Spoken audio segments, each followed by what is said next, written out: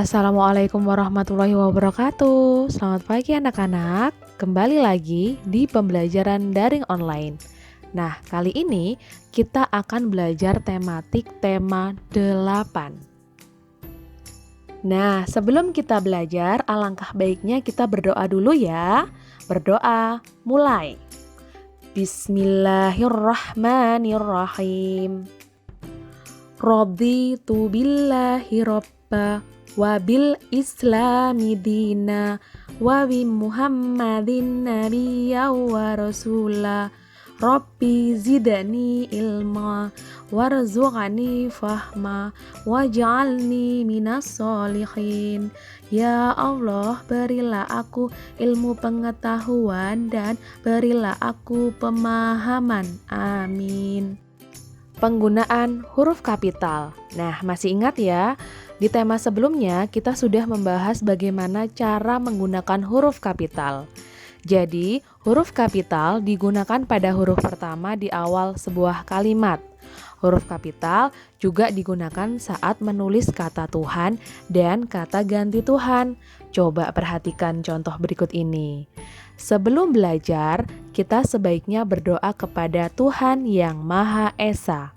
Penggunaan huruf kapital S di awal kalimat harus besar. Kemudian kata Tuhan yang Maha Esa, awal T, Y, M, sama E itu besar. Kemudian kalimat selanjutnya, berdoalah kepada yang Maha Pengasih dan Maha Penyayang. Huruf kapitalnya di awal kalimat B besar, kemudian Y, M, P, dan MP itu besar. Perhatikan di dalam kalimat itu. Kemudian kalimat berikutnya, kamu tidak perlu gelisah karena ada Tuhan yang Maha Tahu. Perhatikan penggunaan huruf kapitalnya. Penggunaan huruf kapital pada nama diri. Kita sudah mempelajari penggunaan huruf kapital untuk menulis kata Tuhan dan kata ganti Tuhan. Selain itu, huruf kapital juga digunakan untuk menulis nama diri kita. Jadi nama diri adalah nama seseorang. Penggunaan tanda titik dalam kalimat. Saat menulis sebuah kalimat, kamu juga harus memperhatikan penggunaan tanda titik. Nah, ini sudah pernah kita bahas di tema sebelumnya, di mana tanda titik digunakan untuk mengakhiri sebuah kalimat. Tanda titik ditulis setelah kata terakhir dalam sebuah kalimat.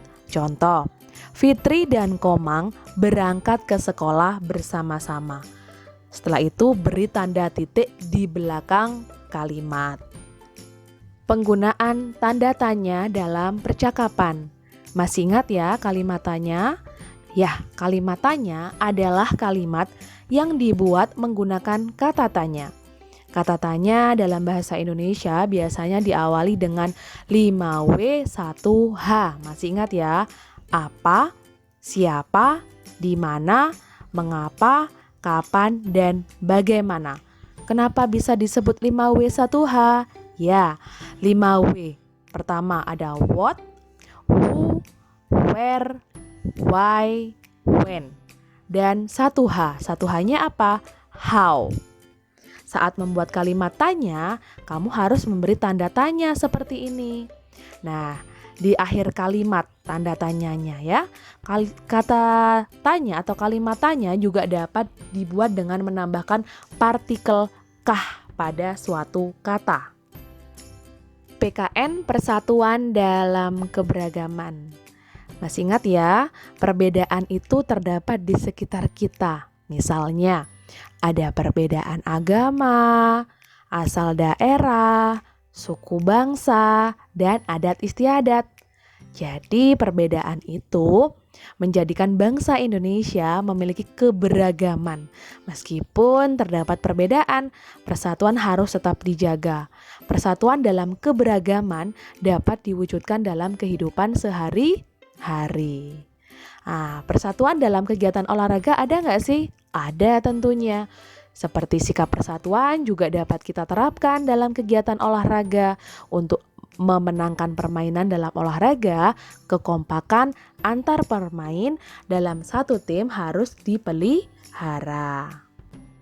Selain bekerja sama, kita juga harus mengembangkan sikap sportif dalam berolahraga. Apa itu sikap sportif?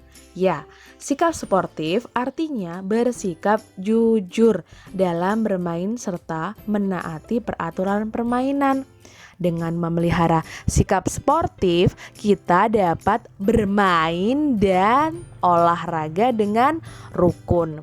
Hidup rukun mencerminkan sikap persatuan dalam keberagaman. Persatuan dalam keberagaman agama. Di Indonesia itu terdapat 6 agama yang diakui, yaitu Islam, Buddha, Hindu, Katolik, Kristen, Protestan, dan Konghucu. Meskipun berbeda agama, masyarakat Indonesia itu dapat hidup berdampingan dengan rukun. Jadi kerukunan itu bisa kita jaga ya, sikap saling menghargai dan saling menghormati. Persatuan dalam keberagaman tentu harus kita wujudkan dalam kehidupan sehari-hari. Persatuan dalam keberagaman dapat terwujud karena sikap tadi, saling menghargai, saling menghormati, saling menolong, dan saling bekerja sama. Rukun dimanapun kita harus tegakkan. Contohnya seperti di olahraga kelompok gitu. Kalau kita bermain dengan banyak teman, mereka bisa saja berbeda agama ataupun suku bangsa dengan kita. Namun, kita harus tetap menjaga kekompakan saat bermain. Kita juga harus bersikap sportif terhadap lawan bermain. Sikap sportif dalam bermain dapat menciptakan kerukunan. Kamu tentunya bisa memiliki teman yang berbeda agama, suku bangsa, asal daerah, kegemaran, dan lain-lain. Meskipun berbeda-beda, tetap kamu harus bermain dengan rukun. Semua anak harus bermain sesuai aturan. Jika ada teman yang mengalami masalah, kita harus saling membantu. Sikap untuk mewujudkan persatuan. Sikap yang dapat mewujudkan persatuan seperti yang pertama, menghargai teman. Yang kedua, mau bekerja sama dengan teman. Kemudian mendahulukan kepentingan bersama di atas kepentingan diri sendiri. Kemudian yang keempat, rela berkorban untuk kepentingan bersama. Anak-anak, kalian masih ingat gak sih dengan semboyan bangsa Indonesia? Iya, yaitu Bhinneka Tunggal Ika. Semboyan itu adalah pedoman bangsa Indonesia untuk tetap bersatu dalam keberagaman.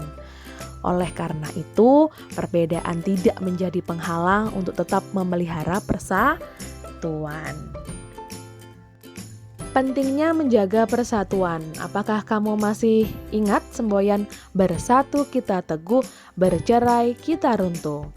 Nah, semboyan itu mengajarkan kita mengenai pentingnya persatuan.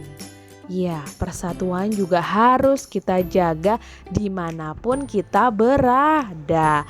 Persatuan dapat terwujud jika saling menjaga kerukunan. Manfaatnya banyak sekali ketika kita bersatu dalam keberagaman. Yang pertama, pekerjaan bisa terasa ringan. Kemudian pekerjaan lebih cepat selesai. Meningkatkan kerukunan dengan teman di sekolah. Bagaimana kalau kita tidak bersatu akibat tidak bersatu dalam keberagaman? Kita itu harus menerapkan sikap bersatu karena lingkungan sekitar kita sendiri dari masyarakat beragam. Jika tidak bersatu, ada akibat yang akan kita rasakan. Yang pertama, pekerjaan terasa lebih berat, kegiatan selesai lebih lama, kemudian menimbulkan perselisihan dengan teman. SPDP. Kita di sini akan membahas tentang tekanan kuat dan lemah pada lagu. Masih ingat ya? Lagu Kasih Ibu atau kalian pernah menyanyikannya? Ya, lagu ini diciptakan oleh Ibu Sud. Lagu Kasih Ibu berpola 2 ketukan pada setiap birama. Lagu ini juga memiliki tekanan kuat dan lemah. Tekanan kuat dinyanyikan pada ketukan pertama. Tekanan lemah dinyanyikan pada ketukan kedua. Coba dengarkan lagu yang berjudul Satu-Satu Aku Sayang Ibu. Dengarkan panjang dan pendek nada pada lagu berikut ini.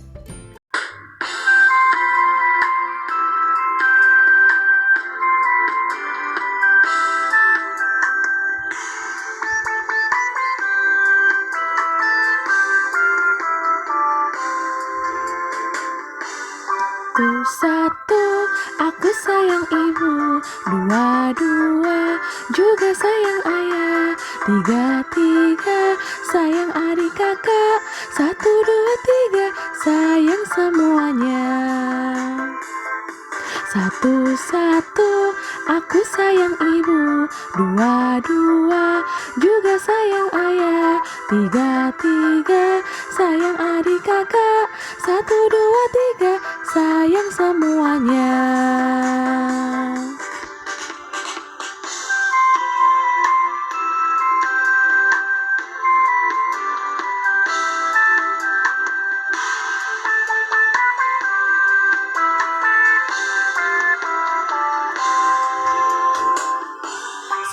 Satu, aku sayang ibu. Dua, juga sayang ayah. Tiga, sayang adik kakak. Satu, dua, tiga, sayang semuanya. Satu, aku sayang ibu. Dua, juga sayang ayah. Tiga, sayang adik kakak.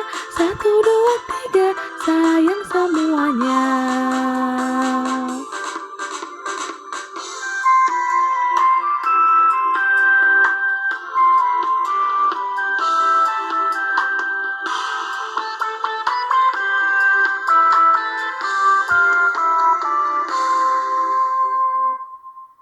Menirukan gerak kegiatan sehari-hari dalam tari. Sebenarnya banyak gerakan yang kita lakukan saat melakukan kegiatan sehari-hari. Kegiatan yang biasanya dilakukan antara lain seperti menyapu, mengelap kaca, mencuci piring, membersihkan debu, mengelap meja, dan sebagainya. Gerakan-gerakan tersebut dapat dilakukan dalam posisi duduk maupun berdiri. Nah, dalam menari tentunya kita bisa membentuk pola lantai. Nah, pola lantai sendiri pada tarian itu ada banyak macamnya. Ada pola lantai lurus ke samping, kemudian lurus ke depan, pola lantai berbentuk huruf V, dan pola lantai berbentuk lingkaran seperti pada gambar ini.